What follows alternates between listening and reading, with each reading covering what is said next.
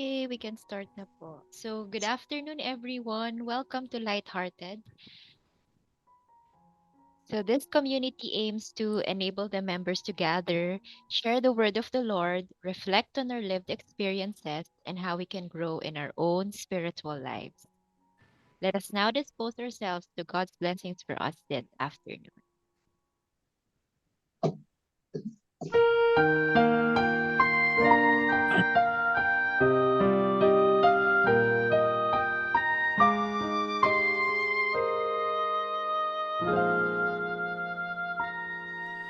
I beg to fall in love with thee, my Lord, with every breath of life I take. I beg to fall in love with thee, my Lord. It's every beat I to thee forsake.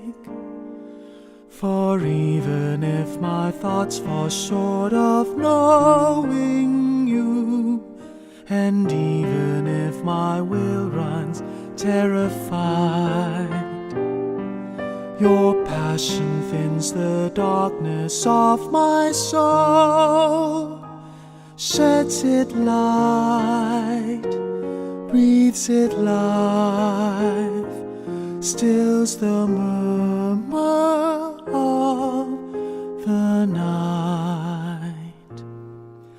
I beg to fall in love with thee, my Lord, with every breath of life I take.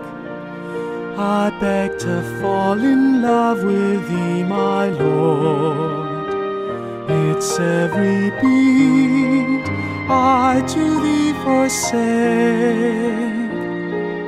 For even if my heart falls short of loving you, and even if my spirit hides away, your love for me surpasses all my fear. All I do, all I am, all that I can ever be. I beg to fall in love with thee, my Lord, with every breath of life I take. I beg to fall in love with thee, my Lord. It's every beat I to thee forsake.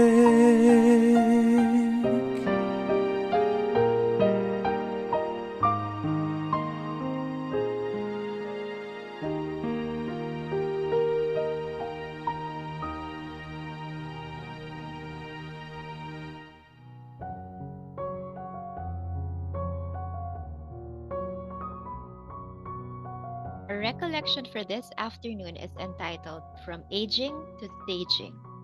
Our facilitator is Father Marcelo Manny Manimtim of the Congregation of the Mission. He will be joining us a little later on in our sharing portion.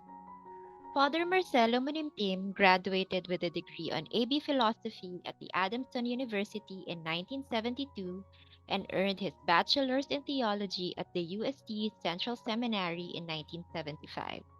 He was ordained priest on March 15, 1976. He also studied church history and philosophy at Gregorian University, Rome in 1980 and 1993. He is also a missionary in the Solomon Islands from 1993 to 2001. He is also the provincial visitor of the CM Philippines from 2004 to 2007.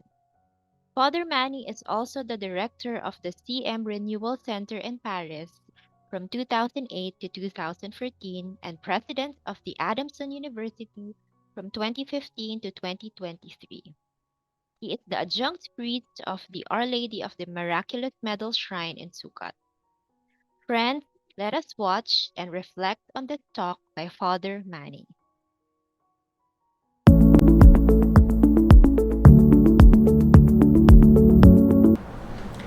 The inspiration for the talk came from a conversation that I had several years ago with Lily Salameda, an alumna of Adamson University. Whenever the Adamson softball team plays a match in the United States, Lily would host the team with another alumna for several days in Los Angeles. She had just retired when I was talking with her a few years back. She commented that she felt she was becoming kinder, more understanding with other people. It was the opposite of the image of a cranky, grumpy older person. Kindness and understanding are good traits of a person to have at any age. When they become pronounced in old age, they indicate a manifestation of spirituality. Upon reaching old age, the person normally is engaged in less physical activities and has more time to reflect on questions like, what is the purpose of human life? What matters most in life? What is the value of relationships? What happens when we die? Later stages in life reveals concern with what many people connect with religious or spiritual meaning of life. In 2015, the result of World Values Survey was released. The survey, which took 4 years to complete, was conducted of countries with different religious traditions and at the same time with a high degree of secularization. The survey indicates the percentage of persons who consider themselves religious or spiritual, that is, those who think or contemplate on the meaning of life. I present the percentage of people who are 60 years and older. I have selected indications of countries that we are familiar with, as you will see in the presentation.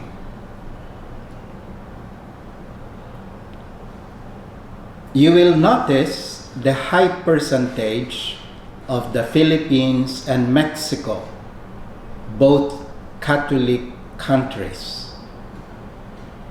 In the lower registers are our neighbors, China, Japan, and Thailand, which have very low percentages when it comes to religious or spiritual thinking.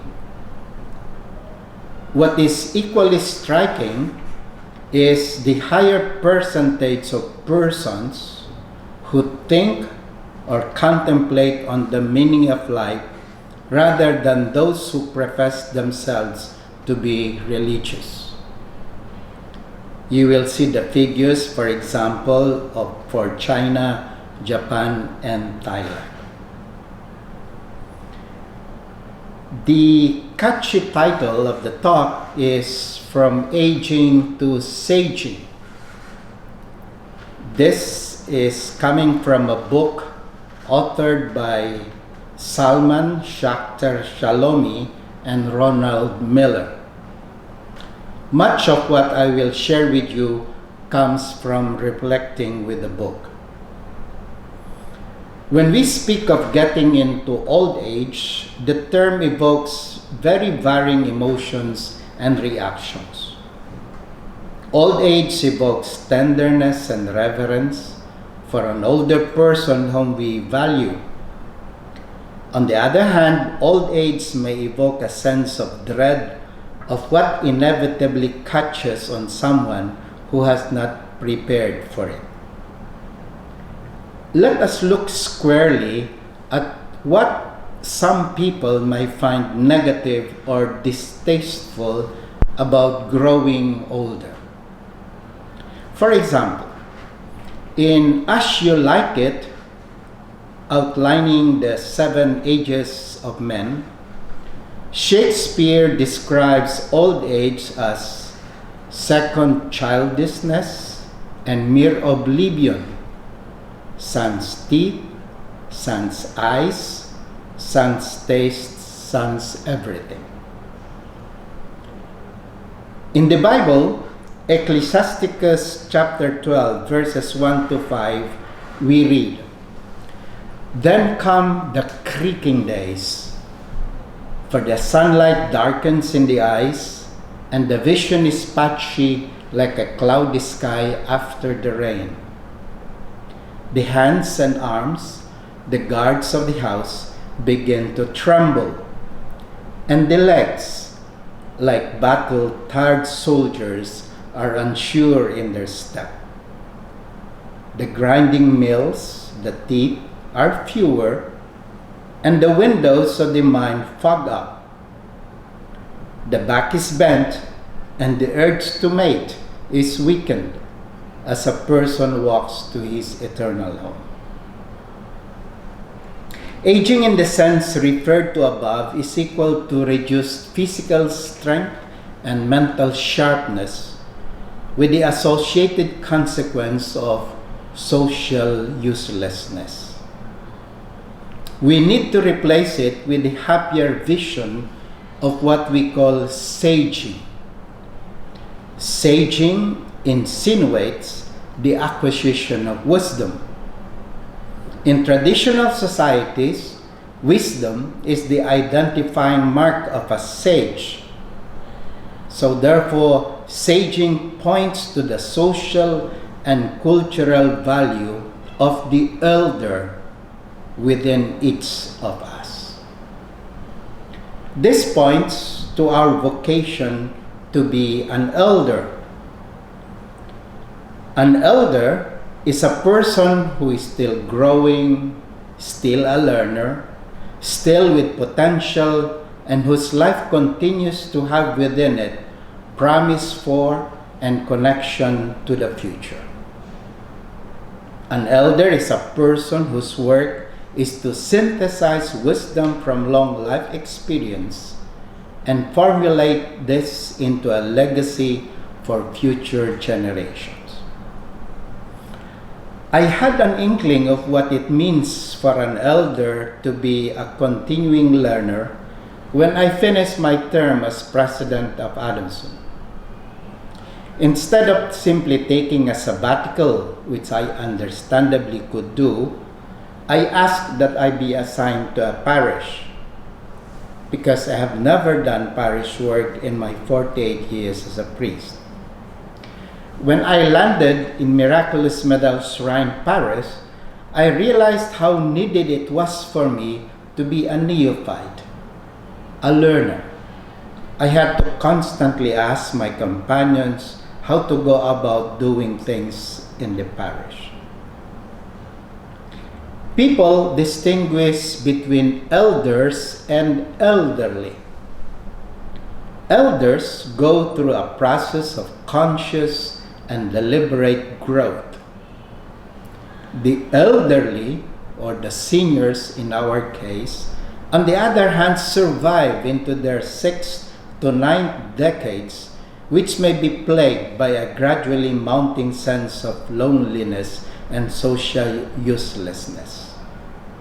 I'm very happy with my new assignment because I am in a position of having to learn new things constantly.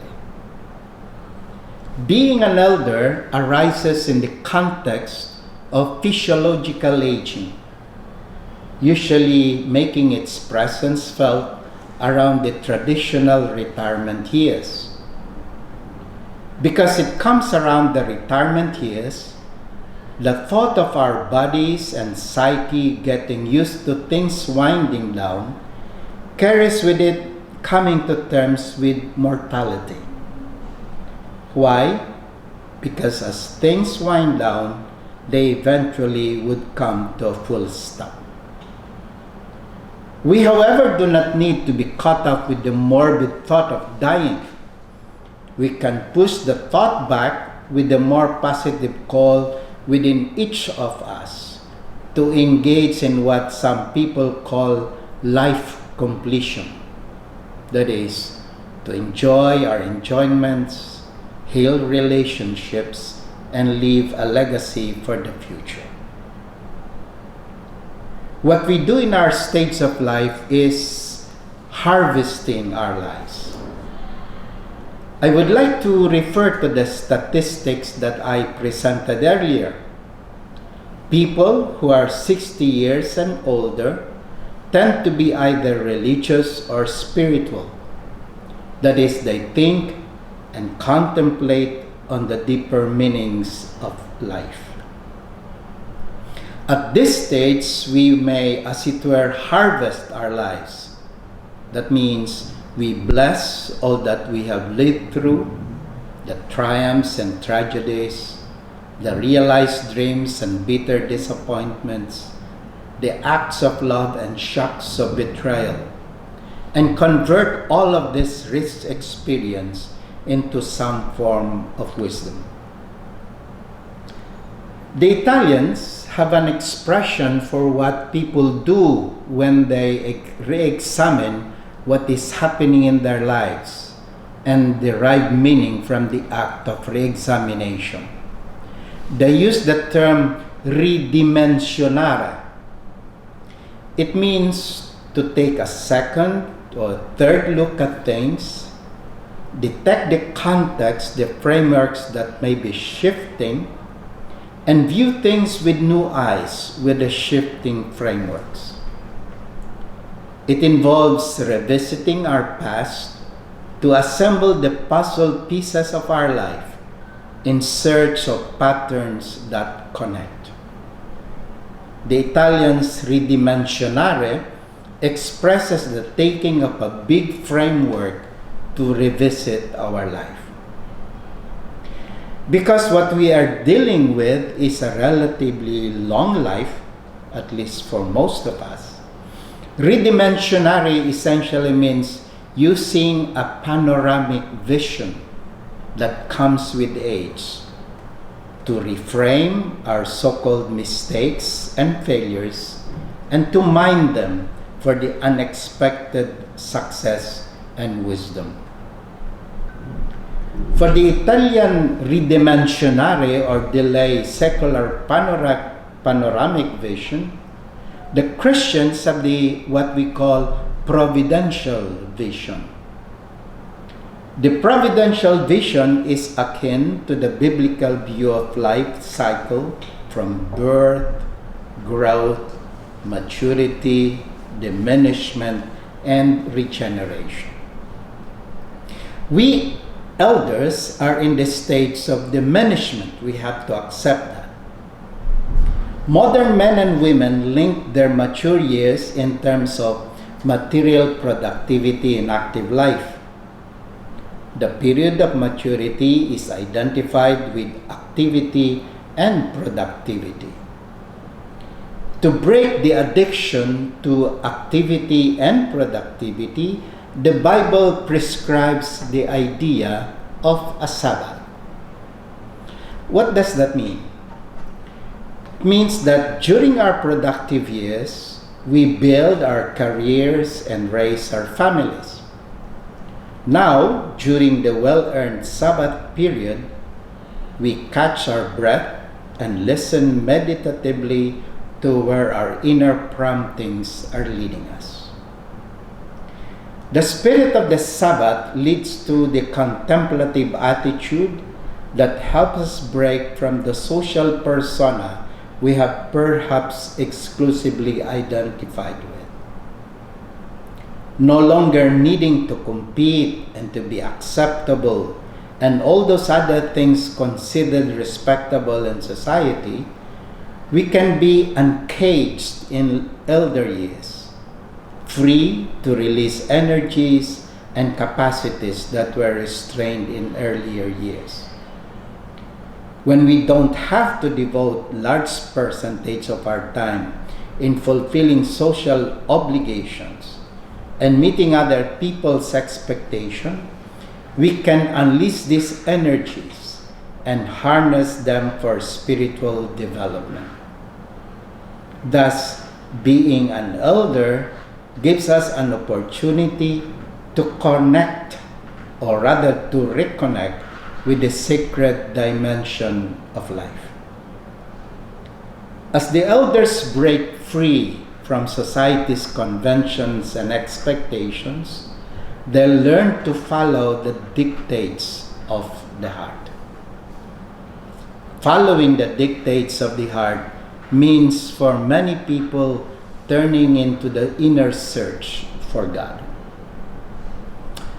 I am reminded of my conversations with Michael Alba, former president of Far Eastern University, when our conversations veered towards more personal matters other than education. Mike Alba belongs to the spiritual movement called the Mother of Life, started in Venasque, France. The emphasis of the movement is the spiritual nourishment that the members, that is, priests and religious and lay, receive when they do spiritual reading and do daily meditation. Mike confessed to me his struggles to be faithful to the practice of 1 hour meditation. His struggles to be faithful to daily meditation put me to shame. Coming to terms with the past. One of the stronger spiritual drives is to search for the meaning of life. A major task of old age is to reflect on the wealth of our past experience, that is what elders do, on personal achievements as well as unresolved conflicts. Some people, however, have misgivings with the past and do not want to return to it. They would say, I lived through it once and it was painful. I don't want to resurrect corpses and reopen old wounds. What can free us, however, from the tyranny of the past is to think of the multi-dimensional quality of time. According to this view, time is not linear but stretchable. If we think of time as linear, that is like an event that happens only once, the outcome is irreversible. But with contemplation and in spiritual insight, time can be multi-directional. It interpenetrates past, present, and future. With multi-dimensional time travel, we can reach back into the past and repair events and relationships that we perceive as failures or disappointments. I believe this time travel is salutary for many. Why? Because although we live in present time, a part of ourselves is imprisoned in the pain of past relationships. By doing the work of inner recovery, we can release ourselves from the prison-bound self of a former time. When we can do this, we can also forgive ourselves for the pain we caused others. I would like to suggest that we take some time for this exercise.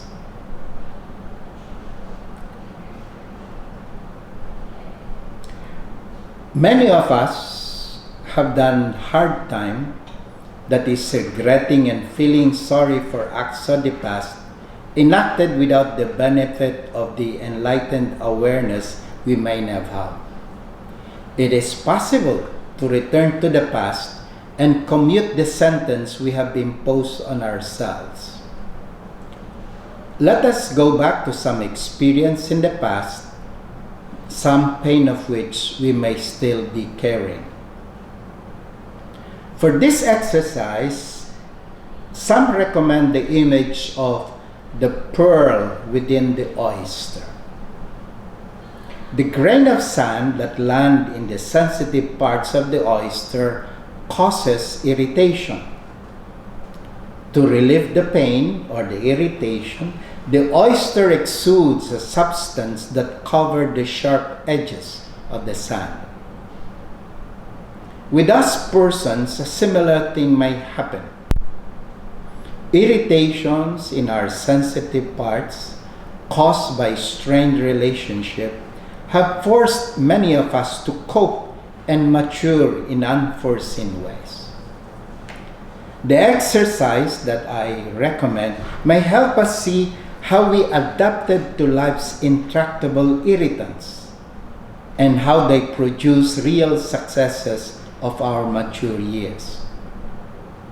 When we courageously confront the past, when we learn to revisit the joys and the sorrows of our lives, we can discover how much we have gained from those painful and apparent losses. We can say yes to them now because of the pearls of wisdom that they have given us. As we come to terms with our past, one of the most powerful tools we have in our hands and in our hearts is forgiveness.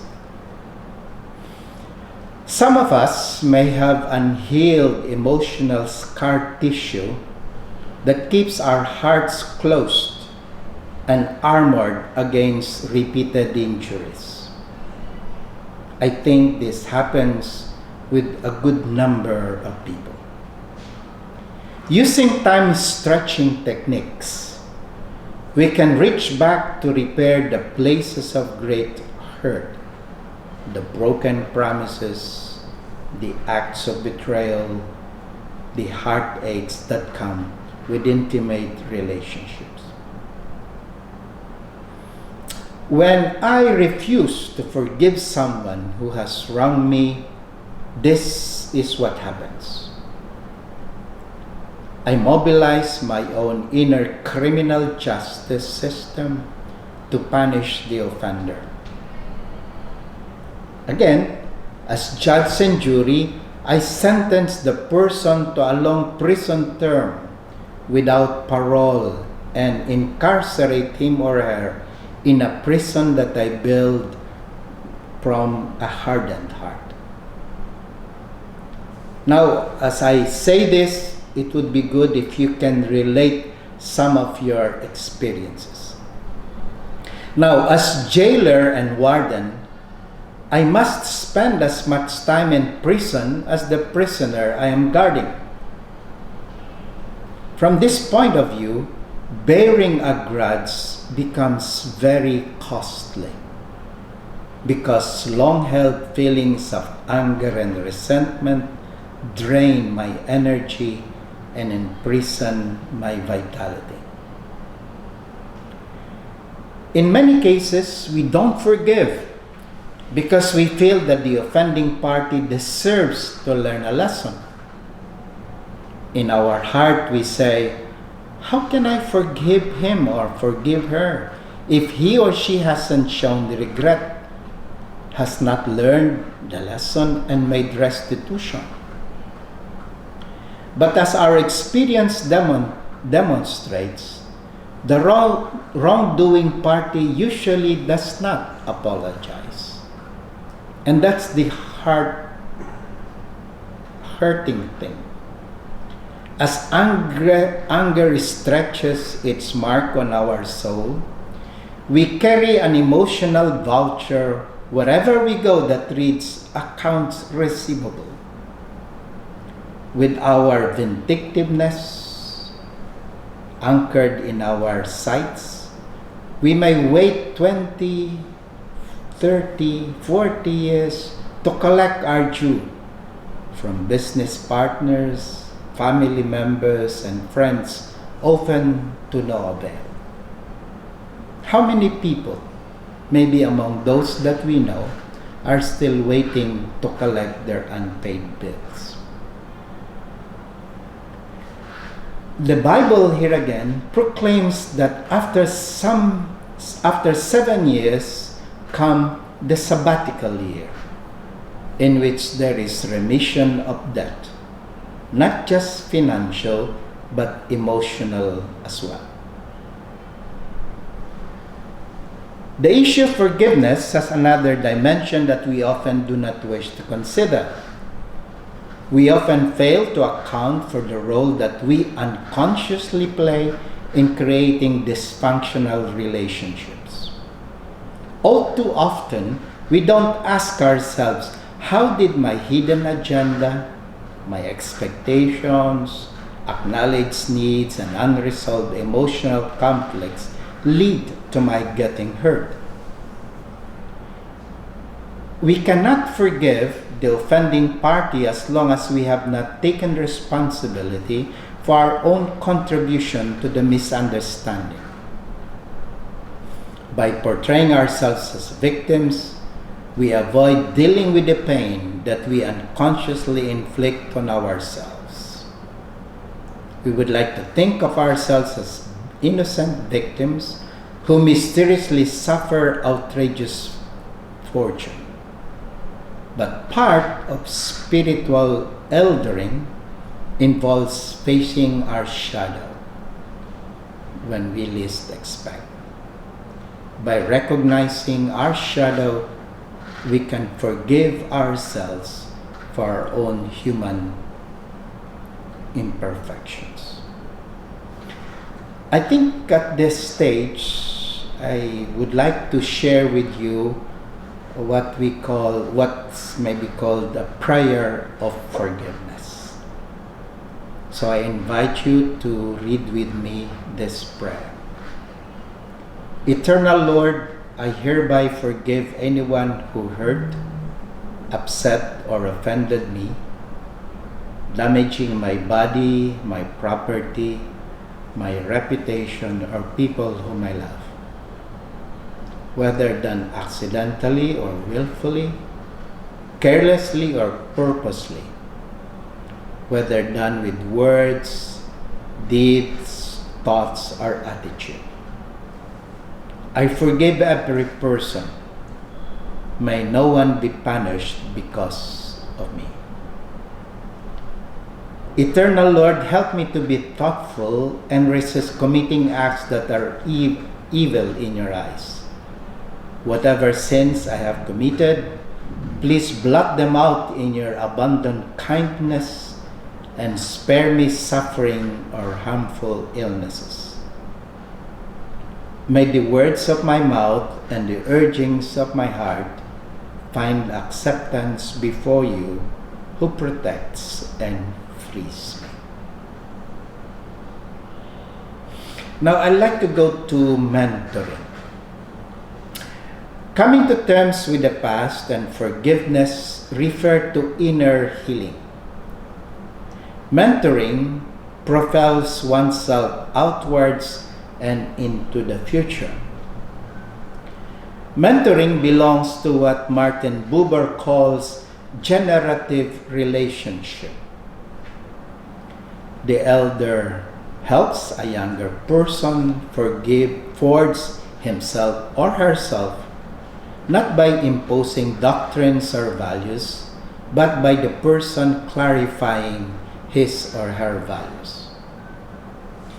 In mentoring, the elder does not give answers, but helps deepen the younger person's ability to question and search for meaning.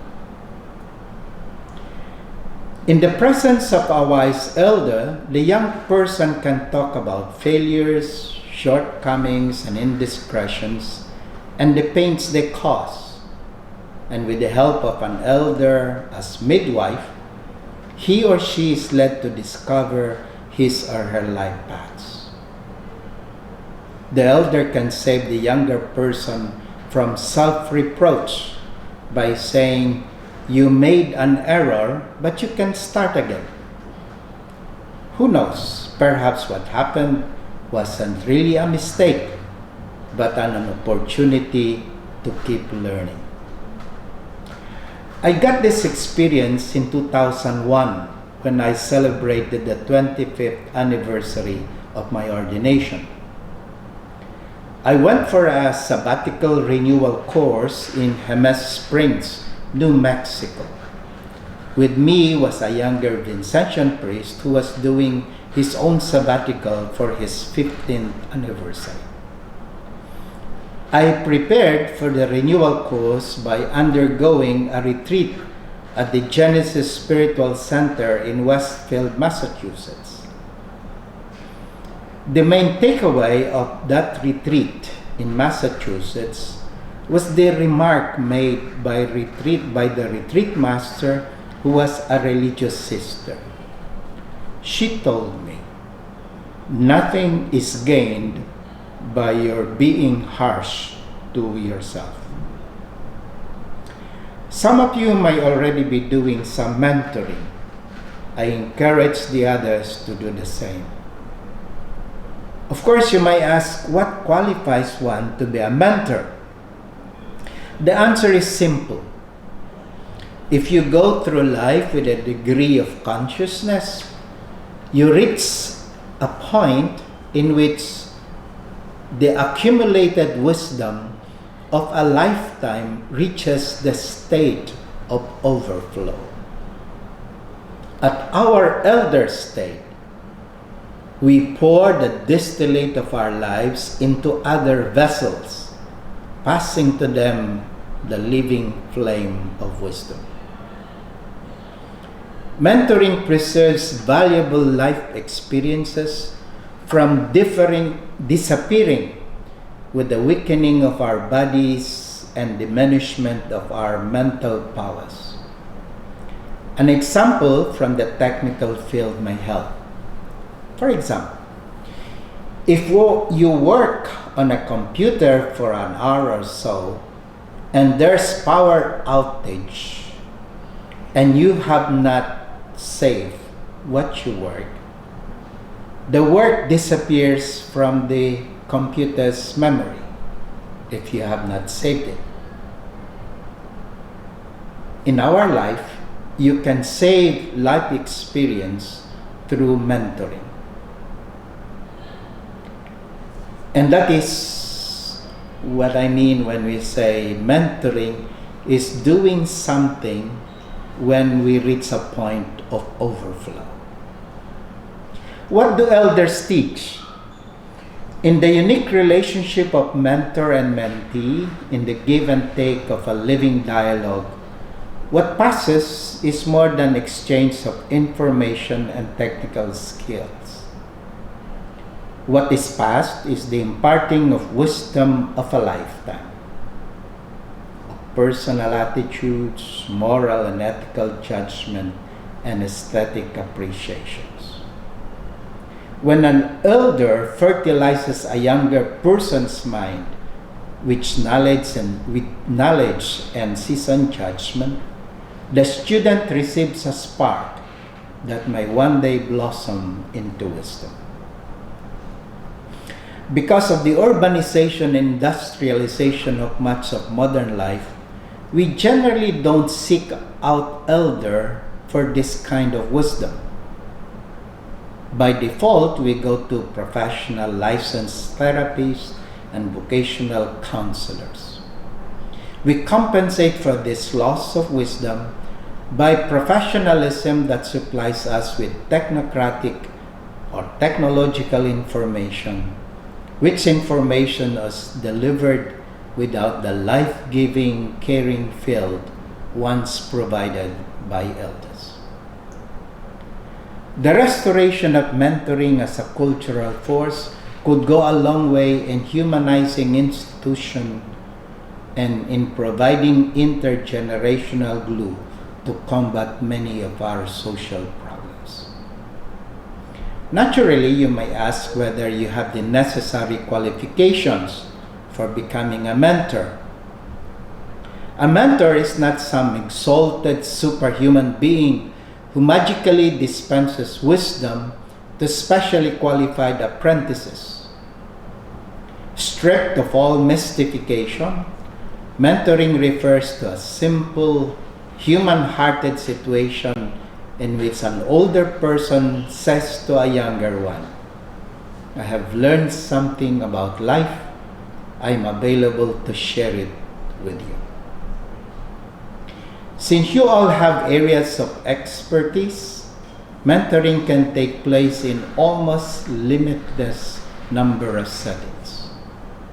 Over the years, you have acquired invaluable experience as parents, business people, scientists, teachers, and wide array of professions. If you esteem your experience enough, you will find the appropriate means to pass it on.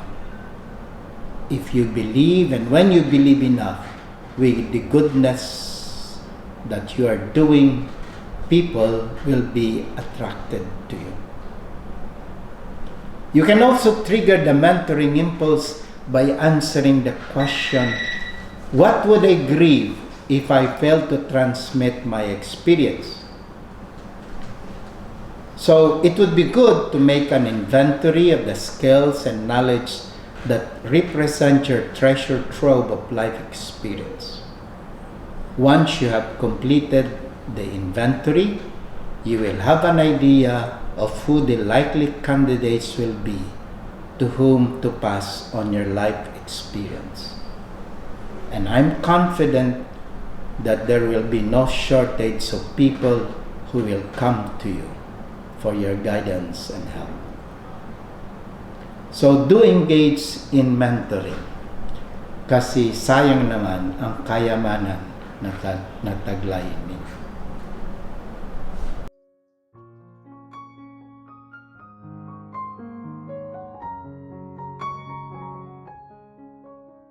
We would like to recognize the presence of Father Manny. Good afternoon, Father. Thank you for giving the talk on From Aging to Saging. I believe I am speaking on behalf of everyone in this room when I say that it's quite an enriching talk. Now, may I invite everyone to freely share their insights or thoughts on this afternoon's recollection? Good afternoon, Father Manny. Maraming salamat for accepting our invitation. Pinilit mo kasi ako eh. Habang nagsasalita si Father Manny, flashes of the LightHearted members comes across my mind. I think one of the reasons that I feel comfortable with the group is that they are not elderly, but has become elders. Uy, Punong-puno. Hindi, I think most of these ladies are full of wisdom, well-meaning in mentoring people. No? In a sense, description yung talk ng mga light-hearted members, not on the degenerative side, but the generative aspect of life. No? Na kahit alam kong marami sa atin ang nasa inyo pala ang 75 years and above.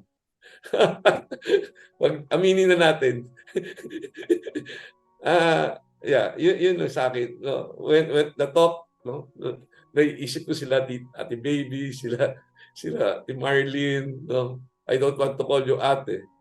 But I think that's it, no? Siguro I find inspiration, sabi ka, to these strong women, who has shared their life to many.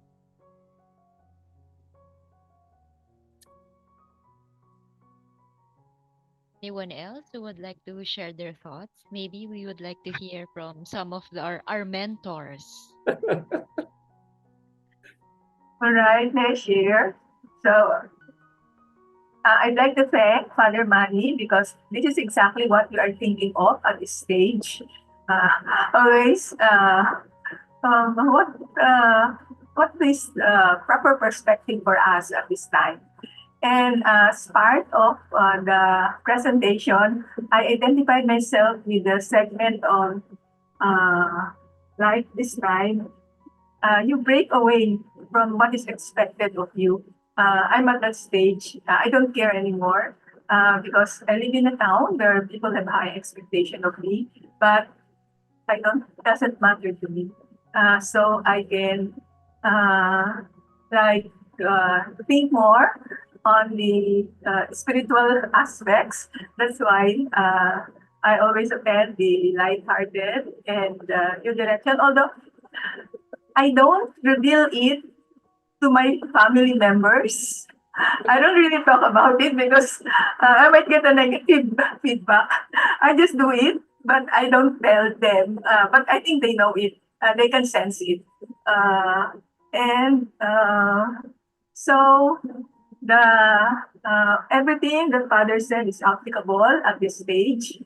Uh, and the mentoring, of course, now I'm teaching, so I'm mentoring. But it can also be applied in simple things, like for example, uh, at the household, my brother mentors the household help, and then the other help tells them because they come from the province, and just tell them, it's like this, it's like this, it's like this. So in a way, there are opportunities to mentor. So, well, anyway, so thank you very much, and I'll go over all the analyze your past, what other areas can you do, and then multidimensional, and then the going back, and so on. So I want to thank Father Manny for this very enlightening uh, recollection that gives us direction on how we approach where we are now at this stage. All right, thank you. Thank you, Mama Marilyn. Anyone else? Joanna, can I just say something? Sure, ma'am. Yeah, I'd like to summarize what Marlene said and just recollect what 2 Corinthians chapter 4:16 says. And I think Marlene touched on that briefly. We do not lose heart, though our outer nature is wasting away. Our inner nature is being renewed every day. I think we have the opportunity to do that. So I don't worry about the past much. I focus more on the now, especially that I have a group that I meet fortnightly with. It's a Christian life community, and they are mainly young. I and my husband are the oldest in the group. We are, I think, the grandfather and the grandmother. The rest are all young working adults. And it's amazing that sometimes you don't even notice what we do or what I and my husband do. But the young will notice and then highlight the appreciation of what they see through us.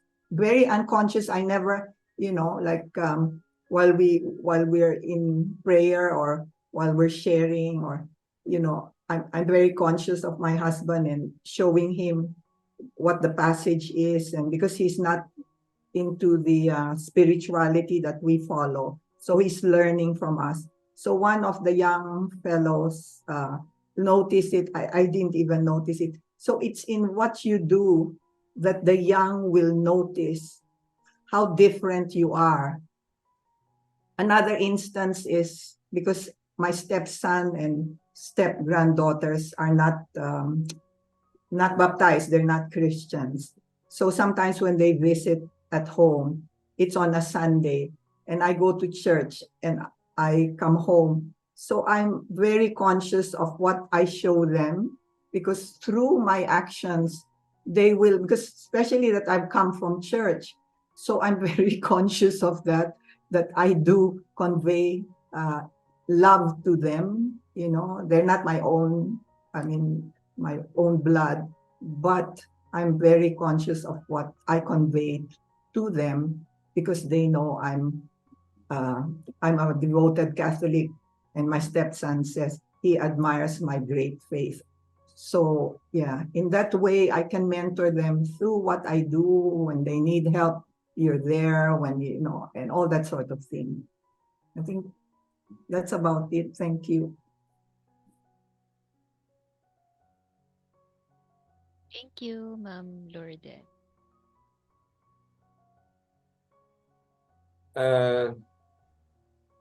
Katrina has a question, but rather a comment. But if one is to keep growing, shouldn't one remain active and productive? I think it's true.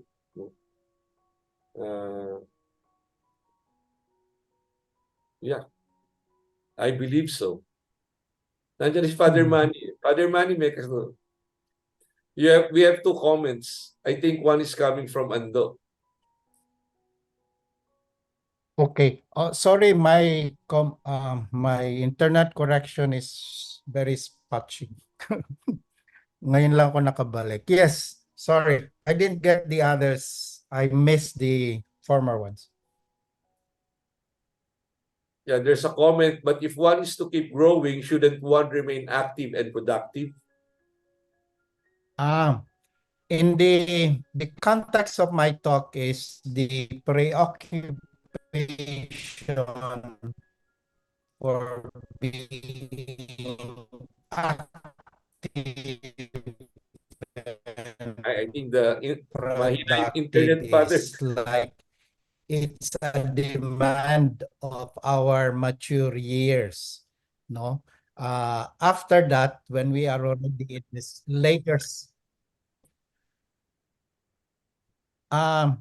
the context of the comment of the thing is that in the several stages of life, there are some kind of demands, predominant demands for us. Like if we are on the stage of growing, then we have to take responsibility for things. And then when we are in the maturing age, we are expected to be very active and productive. The idea of this staging is that after our mature years, when we reach already you know, the stage of the elder, the demand for being productive is not strong anymore. When we reach the later stages in life, the expectation from us is that from our productive years, we should be able to, as it were, harvest already lessons that we have learned and share those lessons with those who are younger than us. That's more or less the meaning of that.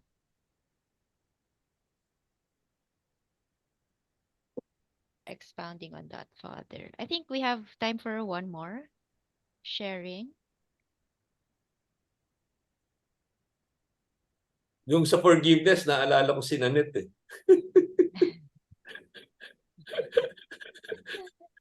Nung nagsasalita si Father tungkol sa yung, di ba, yung Past last hurts. sharing natin, Nanette, di ba? Last Saturday, first Saturday, yung pag may utang sa'yo and then somebody commented na dapat may restitution. Yeah.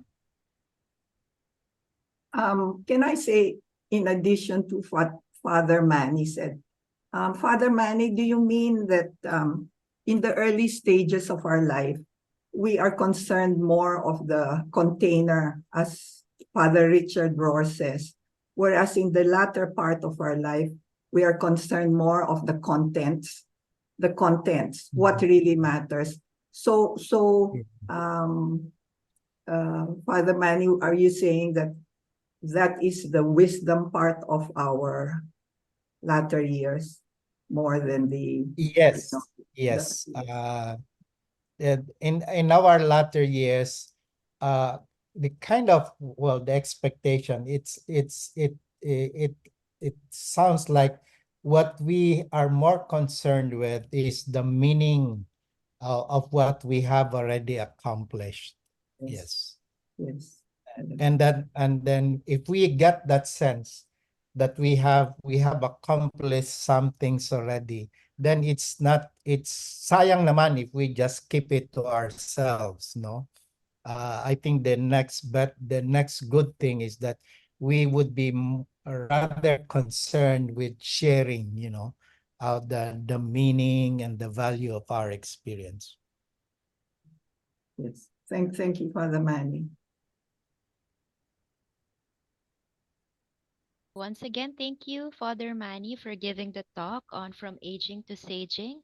So, to wrap up this afternoon session, here are some notes to the recollection. Kindness and understanding are good traits of a person to have at any age.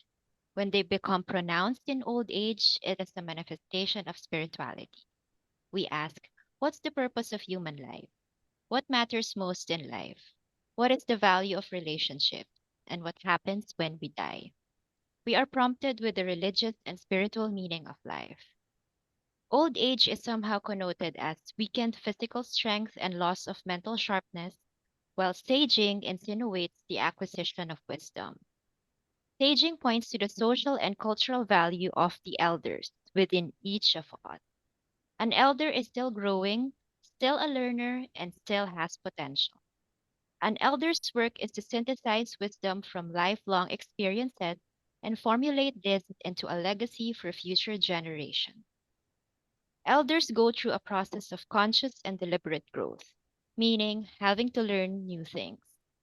Life completion means enjoying your achievements, healing relationships, and leaving a legacy for the future. Life completion also means harvesting our lives. It means we bless all that we have lived through, the triumphs and tragedies, the realized dreams and bitter disappointments, the acts of love and shocks of betrayal, and convert this rich experience into wisdom. Re examining our lives are coined as ridimensionare in Italian and providential vision in biblical terms. We recognize the Sabbath period where we catch our breath and listen meditatively to where our inner selves prompts us. It allows us to reconnect with the inner dimensions of life, following the dictates of the heart. And following the heart means tuning in to the inner search for God. Time is not linear but stretchable. Time can be multidirectional. We can repair past hurts and disappointments as we move forward.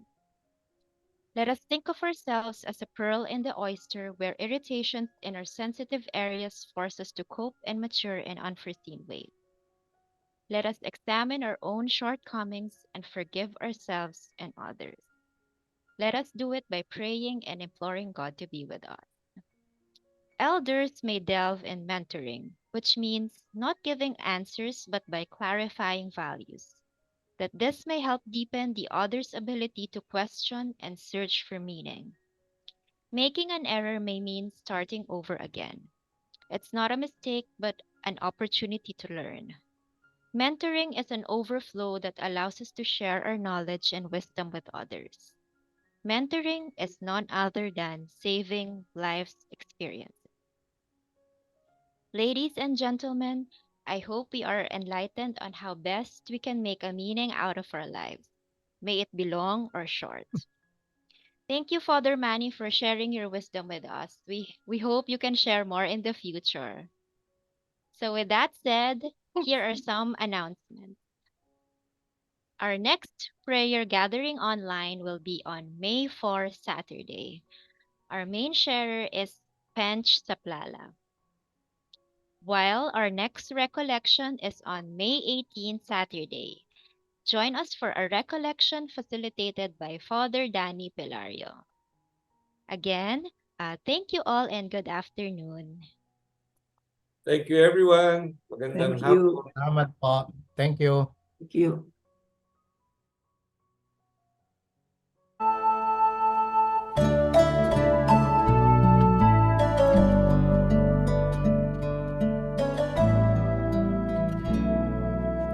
Dearest Lord, teach me to be generous. Teach me to serve you as I should.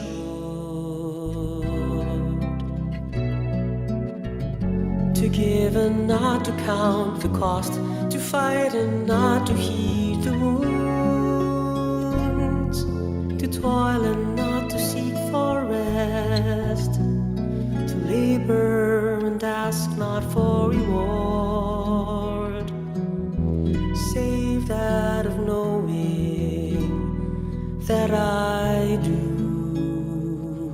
your most holy will.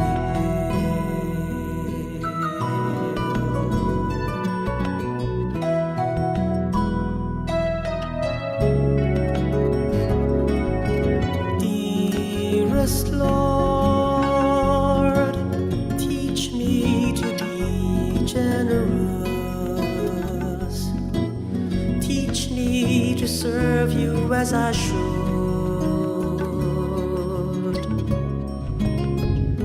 To give and not to count the cost.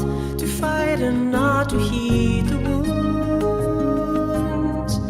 To toil and not to seek for rest. To labor and ask not for reward. Saved out of knowing that I do your most holy will.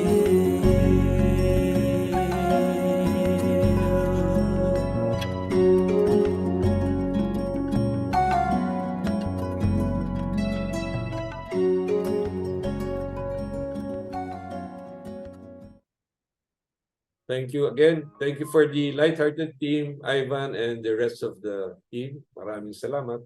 Yeah, thank you, Father. Thank you, Joanna. Thank you, Thank Ivan. you. See you again next month.